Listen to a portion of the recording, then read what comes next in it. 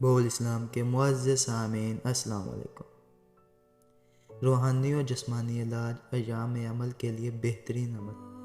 حمل میں کسی قسم کی بھی تکلیف ہو، اس کے لیے نیز وضع حمل یعنی ولادت میں آسانی کی خاطر سورت مریم کا ورد بے حد مفید ہے۔ حاملہ روز پڑھ کر اپنے اوپر دم کر لیا کرے یا کوئی دوسرا پڑھ کر دم کر دے۔ روزانہ نہ پڑھ سکے تو جب درد کی شدت ہو یا بچہ پیٹ میں ٹیڑھا ہو جائے تو پڑھ کر دم کر لیا کریں، انشاءاللہ عز و جل اس کی برکتیں خوب ظاہر ہوں گی۔ حمل میں تاخیر۔ اگر حمل میں مطلوبہ درد شروع ہونے میں تاخیر ہو جائے تو بہت پرانا گڑ 30 یا 40 گرام لے کر 100 گرام پانی میں گرم کیجیے۔ جب گڑ پگھل جائے تو سہاگہ اور بھولی ہوئی پھٹکری 2 گرام ملا کر پلانے سے انشاءاللہ عز و جل آسانی سے ولادت ہو جائے گی۔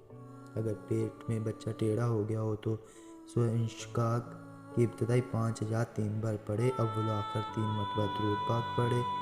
آیتوں کے شروع میں ہر بار بسم اللہ الرحمن الرحیم پڑھ لے، پڑھ کر پانی پر دم کر کے پی لے۔ روزانہ سیم کرتی رہے، وقتاً فوقتاً ان آیت کا ورد کرتی رہے، دوسرا کوئی بھی دم کر کے دے سکتا ہے۔